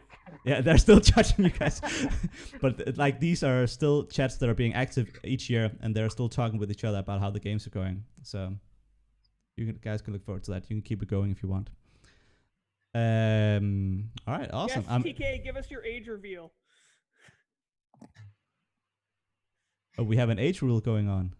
He told us if we made it to finale, if all three of us made it to finale from our semifinal game, that he would reveal his age at the podcast. I mean, TK, you're being put on the spot here. We got to hear an answer. Are you old? Jack of Hearts asks. That's the funniest thing to me is like putting some faces to your names and things like that, and being like, oh, that's what that person looks like. Yeah. Are you telling me he's not actually a radish? This is just a front. There's a radish behind me controlling the strings right now. And I mean, Phighter's not in a tunnel. That doesn't make sense. Where's the tunnel? I don't... This is very true. Talking about our, we're gonna have to wait patiently for TK's reveal. While we do that, I guess my final question is, well, one, if you guys want to talk about anything here as we close off, you can do so. If there's anything you want to mention or any shout outs you want to give or anything. But there is one thing I want to mention. Yeah. I know I said this at the end of the game, but I want to make sure everyone kind of hears it. Even if you have a wolf read on someone, don't discount their reads completely. You can often get things out of reading through wolf walls that you wouldn't necessarily get later, spew or not. And if they turn out to be a villager, you might get some information you need. Being ignored in a game is not pleasant for anyone, and I don't wish it on anyone. I can understand that. And another reason to pay heed to that advice is if they are a town, they have more information than all the other townies in the game, because they know their town, so they are at that point operating with more information and making reads and cases that have more information than you do, because you're just assuming them to be Mafia. So that, I think that definitely rings true. Ghost talk to Dia from Jag of Hearts. Yeah. Regarding next season, does anyone have any suggestions? And this can be related to the setup, we all talked about that, but the overall tournament format, rules you'd want to introduce or change, the number of participant communities, or whatever. Like, this is your, I think, I'm not sure, has Dels already sent out the survey? After he sees, oh, okay, he hasn't. Well, I'll have to prod him. But I'm sure he or someone else will be doing that shortly. But this is your chance to give feedback on anything you'd like, because we've never had a season where we haven't made what I think are good changes, and we've definitely made changes each season. So I'm sure next season isn't going to be any exception. Make everybody gestures. That That would be fun. This is a super specific thing, but I think it would be an improvement anyway. The rule regarding don't talk about subs. That is universal on Mafia Universe as far as I'm aware, and I think it's a good rule. But I also know that on many sites, not only is it not a rule, it's something that nobody has even considered. So they enter this tournament with that mindset that talking about subs is not only allowed, it is completely ordinary. So even when they have a post in front of them that says don't talk about subs, it's hard to process that and to register it immediately and then to apply that to every single post from there forward. And I think that rule could be clarified more precisely in a way that is more likely to result in players following the rule. We saw this year that was violated a few times, and I think it's happened in a few previous tournaments as well. Again, it's a super specific notion, but I think folks could stand to probably make that more explicit, even if it takes caps lock size 7 font. Yeah. I mean, I think no matter how explicit you make it, people are always going to talk about subs a little bit. Like, let's say it's the end of day 2, and I sub in 2 hours before the end of the day. And I haven't read any of the game thread. And I'm like, hey guys, I haven't read any of the game thread. Now, obviously, if someone who'd been in the game for all of day 1 and all of day 2 up to that point hadn't read the game thread, he'd be like, what the fuck? What are you doing here? Pardon my language. But there's an extent to which you have to accommodate for the fact that subs are going to be reading up on the game thread. You can't be like, you haven't read the game thread. Clearly that means you're a wolf. You have to like give them some time to actually process any of the things that happened before they got in. And you're never going to be able to stop people from talking about that entirely, even if you like make a rule and enforce it super strictly. You're just not. To be honest, when you talk about things like, oh, you need to get caught up and stuff like that, that doesn't count for talking about subs. It's when you're saying specifically that, oh, you know, they subbed out because they're a wolf, that it's a real problem. WSTFO. Yeah. And reading people off of whether they subbed in or not, or subbed out or not, is the real issue. So when we look at reports, and I'm speaking from a mod point of view with this, when we're looking at reports, if you're saying that someone, you know, needs time to catch up because they're a sub, we're not going to ding you or warn you or whatever. We're going to let that one go, or maybe just, hey, gentle reminder here, try not to talk about subs. It's when people are sitting there and doing it over and over again and saying things like, you know, Tim's a wolf because he didn't sub out, that we really have a problem with it. So I think it's a good point, but I think it's something that you have to understand we take into account, and we're not as evil as people would make us out to be on the mod team. So, you know, we're really cognizant of how we come across to people, and we try to come across in a very friendly way. But it's something that we do take seriously when it's more pointed.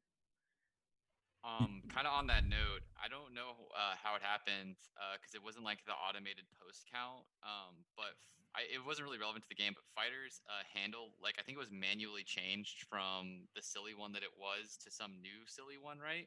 Right. Which is pretty explicitly against the rules.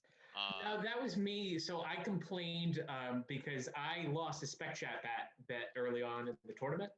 And then so I got really annoyed because it was about 2 months after the toilet paper jokes stopped being funny. And I was like, so then I got that changed. But that was not like anything like, I didn't have the power to change whatever it got changed to. Yeah, but that would have been better to just wait until the end of Champs. That's fair. Yeah. Yeah, that was like just like a random thing. I didn't point it out in the game because I don't know. It was like no real information, but I was like, that's kind of weird that happened. My only comment for next year would be, it didn't really come up too much this year from what I saw, but I really hope that the daytime is standardized for whatever the rule set is, and the rule set is accommodated to the day phase time. I think, like I said earlier, talking about those as two different elements just doesn't seem right to me. I mean, I understand where you're coming from. I guess it comes back to the point of this tournament is to have as many communities and players that want to play, and in order to achieve that, in order to make this have a broad appeal, we need to accommodate these people, and people have very different preferences. So it wouldn't be. I mean, we could say that we only have 24 phases, but then a lot of people wouldn't want to play, or they'd be very annoyed, and they wouldn't find it as fun. And I guess we do actually mainly just want people to find it to be at least somewhat fun to play in the tournament. Yeah, that makes sense. I also say that as somebody, I got put in phases I don't like every single round of the tournament. So yeah, I would have killed for a 12-12 because that's how I would play. God, not a 12-12. I would never play a 12-12. Would have been perfect. Yeah, I would have like 36. Doesn't work for 36 or 24 is like probably would have been like more preferred. My one suggestion that I have, and like I think it's a double-sided thing. I think you have to either take away one thing or allow the other thing.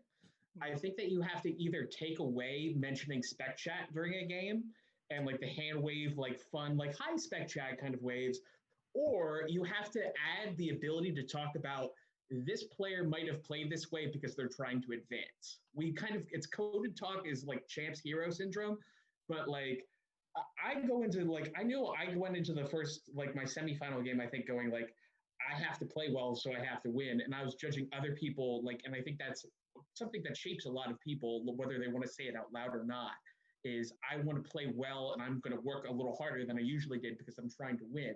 And I think that's something that affects people's reads. I think that's something that affects people's effort levels. So if I can't mention that I think so-and-so is playing hard because they're trying to look good, then I also shouldn't be able to mention that, like, oh, hi, spec chat, hi, group of people I'm trying to look good in front of. Like, I think it's a two-way street that, like, one way is closed off, but another way is open. It's kind of a weird way of wording things, but I hope that kind of makes sense. I'll have to digest that, and also I guess I'll maybe have to look at specific instances of that, because I can't immediately see why it would be problematic to just say hi, spec chat. But I don't see it as a problem either, because I will admit I am more for team. Let me talk about the fact that I think somebody might be posting just to look good rather than to actually solve. So why can't you just say that instead of saying they want it to advance? Why can't you just say, I think someone is trying to look good but not necessarily solve? Why does it have to be about advancement? I think I said that in this game actually, that I thought maybe you wanted to defend Michelle to kind of be the hero of the town. I think I said that. Right. I just think that you should be able to explicitly say that. But why? Okay, because like, what does it add? Right, because I think that puts a level of, like, when we just talked about subs, like I remember in one of my games somebody subbed out and I thought that they were Wolfie before they subbed out, and like I remember the Ram W SDFO, I remember having that thought but not being able to say that out loud. Like, I think that if you have a thought during a game, that you should be able, that as long as it's not like a negative, like a-hole thought, you should be able to voice the thought. But you have to remember that we try to treat games as isolated things. So that means that, yeah, you can't talk about subs because in the space of the game, the sub is the same person as the person who left. And in the space of the game, there is no advancement. So we're talking about games in their isolated senses instead of games as, including real life more, etc. So that's why those things aren't allowed. You shouldn't be able to say those things just because they occur to you, because the integrity of the game is based on the sub being the same person, whether or not the same exact person. And the same goes for talking about advancements or non-advancements. It changes the integrity of the game. And I also think that it's awkward to kind of not be able to talk about everything you think. I sympathize with that, but I also think like there's a danger that the game becomes about advancement in the game, which I think is unhealthy for the game.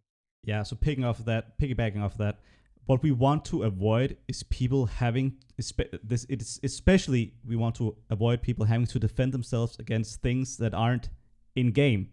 Like, if people have to defend themselves against that, people think I'm a wolf because the person subbed out and I subbed in. That's not a good spot to put someone in. If a person has to defend themselves against someone saying, well, I think you're trying because you want to advance, that's not the game. Like, then you're making the game about something else. Like, it becomes something completely else. You're not playing the game that we've set you up to play. So it's that we want to avoid. Yeah, I think that's fair. I think that's a good, reasonable argument. I think it could also create an environment where there's potential for unreasonable toxicity. I know that if I were putting forth a great deal of effort and somebody suggested that I was doing so for the sake of advancement, even if they genuinely believe that, if it's not true, that's going to make me angry. Yeah. That might influence the way that I behave. And I can see that going south for some people. Yeah. And I've seen it because SDN, where I used to play, it was all open communication basically. And so people were, they weren't on, or they were on Facebook, which is what we use to message for some of the people. They were on Facebook, but they didn't respond to me. They must be a wolf. And that kind of thing gets really out of hand really quickly. Sure. But I want to clarify that it's also very complicated with all these rules, because on one hand you want to simplify the rules so it's easy to comprehend the rules and follow the rules, but you also want to avoid all the icky situations. But it's also a matter of, well, we can't actually hardcore enforce all of it, because if we did, we'd have to mod kill a lot of people, and that just would ruin the games. And this is ultimately about fun, so it's all about finding a balance in there. I would say that we've generally found the balance pretty well in there, and I think our mods do a good job of reaching out to people who make those, like, talk about subs or stuff they shouldn't, and it's just saying, it's like, we're not mad at you, it's just we understand that new rules are hard, tough in new places, and people usually respond pretty well to it, and it's rare that we see a lot of it, especially in the latter stages of the tournament. Oh yeah, I just remembered that we didn't even have any subs in the finals. That's also pretty cool. I think that might be a first. At least it's the first final that we haven't had a sub or a mod kill, because I don't think we had a not in the game. Sorry, what do you say? At least not a sub in the game. I think technically Arete subbed for TK. Oh yeah. In the game, during the game, exactly. All right. Well. I think that's all we have on the agenda for now. We've talked for 2 hours. This is one of the longer podcasts. I had a sneaky suspicion it might end up being like that. I'm very thankful for all of you being here, and that includes you guys here with me on the podcast, and includes everyone in the Twitch chat. It's been a pleasure. I guess before I say goodbye and see you for next season, if you guys want to have do any shout outs, I'll leave the floor to you for these final moments. Shout out to Dobby, who was one of the best wolf partners I've ever had, but also got himself killed night 1 of the finale by soft claiming Jote. I think that was amazing. Dobby is excellent at this game, and I would love to play with him more. If you like yelling and it's not, don't want to say yelling and screaming. If you like this kind of format for Mafia, the Mafia community I represent is Mini Mafia. We play on Thursdays starting at about 8 p.m. ET, and we go to about 2 a.m. in the morning around my time. So jump in, jump out. It's a fun kind of format. I would encourage you all to come around, hang out with us over there. We stream to Twitch. It's Mini Mafia. Shout out to the Syndicate for letting me represent y'all. I love you guys. Shout out to Slooney for outperforming me as my substitute. Shout out to Stay Positive Friend for allowing me to ride her coattails to 3 wins. Oh yeah. Shout out to. Go ahead. Sorry. Well, I just wanted to shout out to Personality Cafe, and also to Hallie, who was my sub in the champs and also got to the finals. So. Shout out to Forum of Lies. It's my home community, and I like them all a lot. And shout out to my friends from FOL who played there, who played in champs as well. Mist, who made it to the finale, and Orange, who didn't, even though he's probably a better player than I am. One last shout out to Specchak. Suck eggs. I want to give a shout out to the LA gaming community and Petros, who organized this whole thing, and then even though he was the one that set it up with Lissa, sent me instead. Thank you so much for that opportunity. I also just want to say thank you to everybody in the call, everybody in the chat, everybody in the Forum Mafia community. I've never felt so welcomed. I felt like I showed up, I didn't know anything, and I've gotten nothing but niceness, and it's been really fun.